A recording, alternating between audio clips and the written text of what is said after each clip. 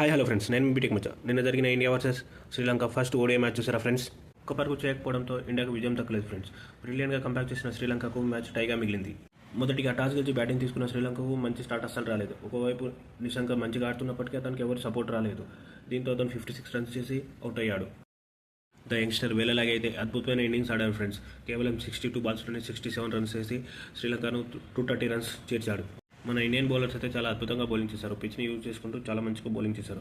దీంతో Axar 2 wickets, Axar 2 wickets, మిగతా వాళ్ళందరూ ఒక్కొక్క వికెట్. 31 రన్స్ కీపర్లో దిగిన టీమిండియాకు రోహిత్ శర్మ అయితే అద్భుతమైన స్టార్ట్ ఇచ్చాడు. కేవలం 35 బాల్స్లోనే హాఫ్ సెంచరీ ఫినిష్ చేశాడు.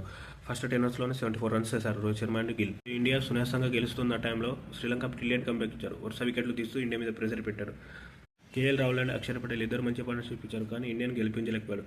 దీంతో శుభం దుబే అయితే హిట్టింగ్ చేసి ఆల్మోస్ట్ గెలిపించేలా కనిపించాడు. కానీ శ్రీలంక కెప్టెన్ వరుస రన్ బాల్లో 2 వికెట్లు తీయడంతో టీమిండియా 230కే ఆల్అౌట్ అయిపోయింది. దీంతో మ్యాచ్ టైగా ముగిసింది. శ్రీలంక బౌలింగ్ అయితే చాలా అద్భుతంగా బౌలింగ్ చేసింది. ఇచ్చింది చిన్న టార్గెట్. రోహిత్ శర్మ తుఫాన్ లాంటి ఇన్నింగ్స్ ఆడారు. అయినా కూడా వాళ్ళు ఎక్కడ ఫెయిత్ కోల్పోకుండా మాకు కూడా విజయం దక్కుతున్న ఆశతో బాగా ఆడారు. దీంతో మ్యాచ్ టైగా ముగిసింది. బ్యాటింగ్ అండ్ బౌలింగ్లో అద్భుతంగా ఆడిన వెల్లెలగేకు man of the match award వచ్చింది.